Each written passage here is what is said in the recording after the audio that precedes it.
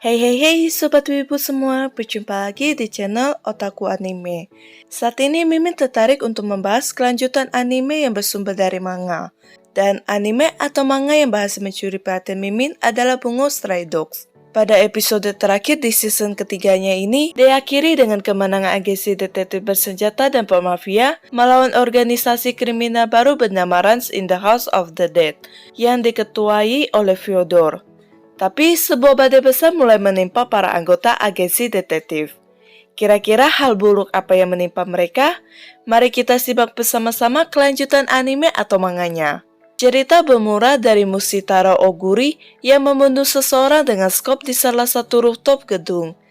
Setelah itu, Rampo dengan kostum beruang mengunjungi Kunikita yang di penjara. Wait, kok bisa sih Kunikita di penjara? Oke, di sini Mimin akan kasih tahu. Ada yang ingat anak yang ditemui Kunikita dan Atsushi selama pengejaran pengguna kemampuan virus yang bertanggung jawab menginfeksi Fukuzawa dan Mori. Ya, anak perempuan yang memiliki 3 granat di lehernya itu. Jadi Kunikita telah dijebak oleh Fyodor atas tuduhan pembunuhan anak tersebut. Di sini Rampo bersumpah untuk mengeluarkan Kunikita dari penjara dan membersihkan namanya, sebelum akhirnya pergi meninggalkan Kunikita. Ketika Rampo berlari kembali, ia tanpa sengaja menabrak Po dan meminta bantuannya untuk menangkap si pembersih. Selama dalam operasi pengintaian, Po memberitahu Rampo mengenai cerita misteri di mana penulis tersebut telah dibunuh, menggunakan metode yang sama dengan yang ada di novelnya. Metode pembunuhannya sendiri terungkap di bab keempat.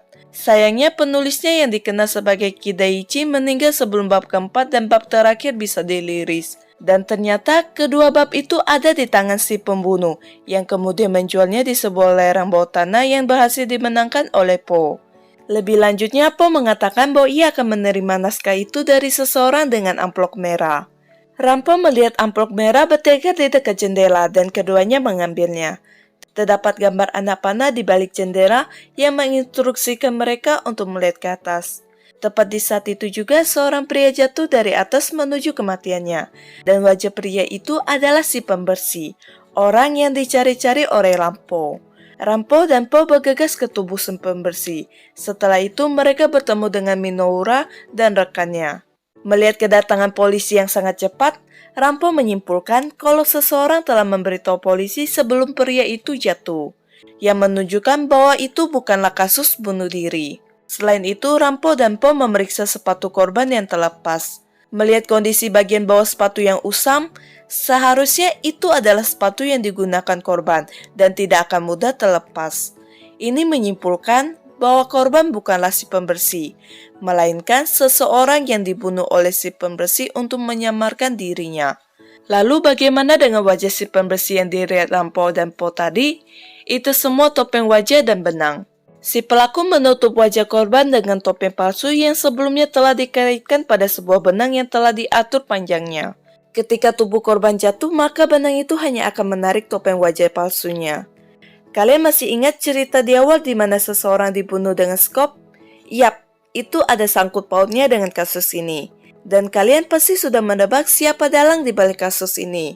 Tepat, dia adalah Mushitaro Oguri atau yang dikenal dengan si pembersih.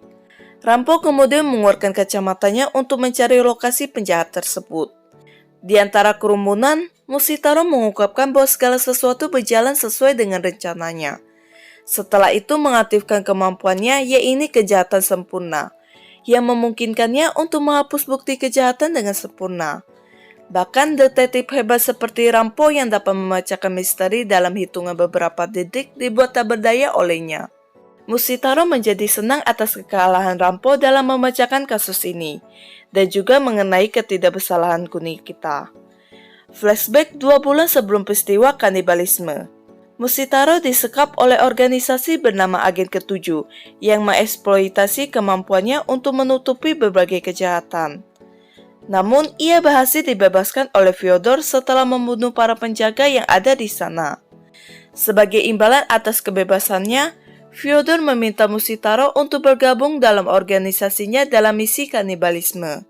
Mushitaro menerima undangan Fyodor, tapi ia juga mengajukan beberapa syarat, yaitu tidak akan muncul di garis depan menyediakan rak buku tentang okultisme dan alkimia kuno. Semua komunikasi dilakukan melalui pesan teks dan beberapa syarat lainnya.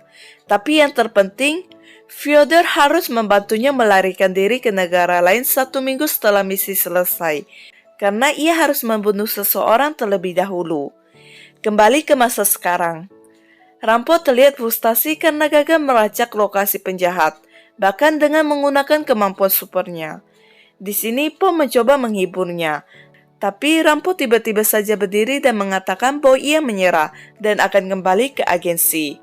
Saat Mushitaro sedang menikmati kemenangannya sembari menunggu mobil jemputan yang akan membawanya ke dalam pelariannya yang sempurna, ia malah didekati oleh Rampo yang meminta bantuannya untuk menunjukkan tempat pangkalan taksi berada. Mushitaro menyarankan Rampo untuk naik kereta atau bus, tapi keduanya ditolak. Menurut Rampo, menaiki kereta atau bus merupakan hal yang menyebalkan. Pasti kalian tidak lupakan kalau Rampo itu tidak tahu cara menaiki kereta dan juga buta arah. Tak lama kemudian mobil jemputan Mushitaro tiba. Mushitaro bergegas memasuki mobilnya dan mengucapkan selamat tinggal pada Rampo. Tapi yang mengejutkan, Rampo juga ikut masuk ke dalam mobilnya. Tanpa tahu malu, Rampo malah meminta sang supir untuk mengantarnya ke agensi. Sebagai imbalan atas tumpangannya, Rampo berjanji akan mencarikan Mushitaro pekerjaan ketika ia menjadi pengangguran. Karena tidak ada pilihan lain, Mushitaro memberi isyarat pada sang supir untuk menurunkan Rampo di stasiun untuk mencari taksi. Di dalam mobil, Rampo membagikan pemikirannya mengenai kasus serba bersih palsu tadi. Terlebih hanya sepatu korban yang menjadi petunjuk yang mungkin mengarah pada pelakunya. Rampo juga mengakui bahwa kasus itu sulit, lebih-lebih karena pelaku memiliki jenis kemampuan yang mengubah realita. Mushitaro sangat terkejut dengan seberapa jauh detektif itu telah mengetahuinya. Rampo memberitahu Mushitaro bahwa kemampuannya hanyalah teknik deduktif yang ia gunakan dalam menyelesaikan kejahatan. Itu berarti ia tidak selalu bisa mengalahkan mereka yang memiliki kemampuan. Tapi di tengah percakapan mereka, Rampo tiba-tiba memberitahu Mushitaro bahwa ia sudah menyelesaikan kasusnya saat ini, terlepas dari keadaannya. Tentunya hal tersebut membuat Mushitaro menjadi gelisah. Apakah benar Rampo berhasil memecahkannya atau hanya berupa pemikirannya saja? Panel berpindah pada sosok Po yang saat ini sedang membaca naskah yang ada di amplop merah itu, dalam upaya mencari petunjuk yang mungkin bisa membantu Rampo. Di halaman terakhir naskah, Po melihat noda di ujungnya yang tampak seperti tetesan air dan menyadari bahwa naskah itu bukanlah asli, melainkan naskah yang telah difotokopi. Yang mengejutkan, Po menerima telepon. Sayangnya tidak diberitahukan siapa yang meneleponnya. Panel berpindah kembali ke Rampo. Rampo menduga penyebab kasus pembunuhan tadi dan kasus Kidaichi adalah orang yang sama. Meskipun Mushitaro menganggapnya terlalu dibuat-buat, untuk membuktikannya, Rampo mengeluarkan halaman terakhir naskah yang asli dan menunjukkan kepada Mushitaro yang tampaknya sangat terkejut. Rampo menyimpulkan bahwa halaman terakhir yang dimilikinya memiliki kualitas yang berbeda dari halaman lainnya. Kemungkinan si pelaku terburu-buru untuk memfotokopi dan mengganti halaman terakhirnya. Pelaku kemudian menyembunyikan naskah asli di celah-celah lock toko yang ada di gedung yang sama dengan kasus jatuhnya si pembersih palsu. Pada saat itu, Rampo menjadi yakin jika kedua kasus tersebut memiliki pelaku yang sama.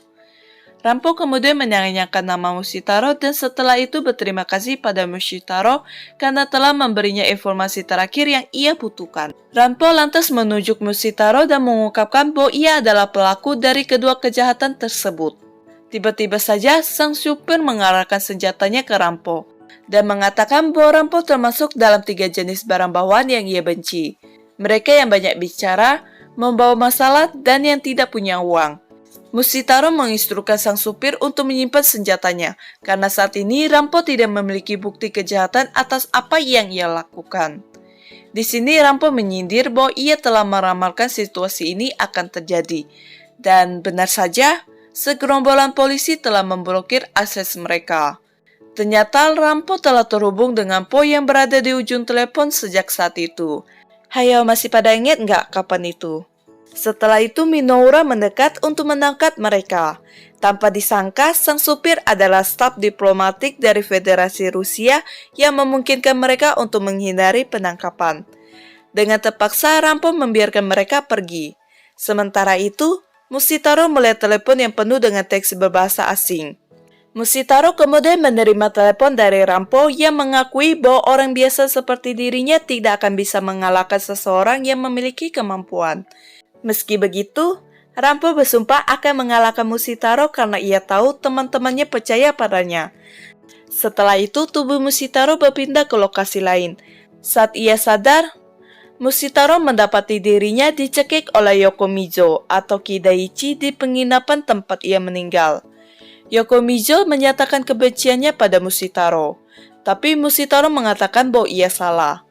Segera setelah itu, Yokomizo menghilang diganti dengan kedatangan Rampo yang menunjukkan skenario sebenarnya yang terjadi, di mana Mushitaro lah yang mencekik Yokomizo sampai mati. Mushitaro menyadari bahwa latar saat ini dibuat dari kemampuan Po yang membuat ulang adegan pembunuhan atas perintah Rampo. Rampo menyimpulkan bahwa Mushitaro dekat dengan korban. Rampo yakin Mushitaro akan menyerahkan diri begitu ia mendengar apa yang ia katakan. Mushitaro pun mengaku bahwa ia memang telah membunuh Yokomizo, namun Rampo dengan belak-belakan menjawab bahwa ia tidak membunuhnya. Rampo melanjutkan dengan menyimpulkan bahwa jika Mushitaro benar-benar pembunuhnya, maka trik dan motifnya juga terlalu klasik hampir seperti naskah. Oleh karena itu, Rampo menyimpulkan kalau Yokomizo turut mengambil bagian dalam pembunuhan Kidaichi, di mana penulisnya bunuh diri. Terlepas dari kebenarannya, dampaknya sangat besar sehingga banyak orang terobsesi dengan kasus misterius tersebut, sehingga itu akan menjadi misteri yang melampaui realita. Di masa lalu, Mushitaro berteman dengan Yokomizo sejak masih menjadi mahasiswa. Sayangnya sisa hidup Yokomizo hanya tinggal 1 tahun akibat kanker lambung yang dideritanya. Karena itu, Yokomizo berkeinginan menciptakan karya misteri tertinggi yang belum pernah ada. Di tengah penulisan novel tentang pembunuhannya sendiri, Yokomizo menyadari bahwa ia membutuhkan penjahat dengan niat membunuh yang nyata, sehingga ia meminta Mushitaro untuk mengambil peran tersebut. Mushitaro merasa takjub dengan kehebatan Rampo. Sayangnya tidak ada bukti untuk memperkuat perkataannya. Namun Rampo yakin jika ia mengungkapkan teorinya itu sudah cukup untuk menimbulkan gosip yang dapat menghancurkan harapan terakhir temannya. Rampo kemudian mengingatkan Mushitaro pada naskah tersembunyi di mana kata akhir ternodai dengan tetesan air. Tetesan air tersebut adalah air mata Mushitaro saat membunuh temannya Yokomizo yang kemudian jatuh di halaman terakhir. Ia mengganti halaman terakhir dengan hasil fotokopi agar air matanya tidak dapat dianalisis, untuk mencegah masyarakat mengetahui kebenaran di balik karya misteri tersebut. Rampo menyuruh Mushitaro untuk memilih antara menyerah atau ia akan mengungkapkan teori ini ke publik. Menyadari bahwa ia tidak bisa membiarkan kematian Yokomizo sia-sia, Mushitaro setuju untuk menyerahkan diri. Selain itu, Mushitaro akan mencabut kemampuannya yang mengakibatkan putih yang muncul secara bertahap membuktikan bahwa Kunikita tidak bersalah. Po memberitahu Rampo bahwa luka dari si pembersih palsu tidak memiliki senyawa organik, sehingga Mushitaro mungkin tidak pernah membunuh siapapun sekalipun. Rampo mendekati Mushitaro di dalam mobil polisi dan memberinya kartu nama mata-mata dari divisi kemampuan untuk pengguna kemampuan yang terancam penyamaran mereka terbongkar dalam organisasi kelompok organisasi anti pemerintah. Rampo mendesak Mushitaro untuk membantu mata-mata tersebut, yang juga merupakan perekrut pengguna kemampuan. Lagi pula kemampuan Mushitaro terbukti bermanfaat bagi organisasi pemerintah. Rampo kemudian pergi dan diam-diam membakar halaman terakhir naskah asli. Sementara itu, mobil yang ditumpangi Mushitaro terhalangi oleh keributan yang tampaknya merupakan insiden pembunuhan. Saat pengemudi bertanya kepada sesama petugas siapa korbannya, petugas tersebut mengatakan kepadanya bahwa pengemudi itu sendiri adalah korban. Setelah itu menembak korban dari jarak dekat.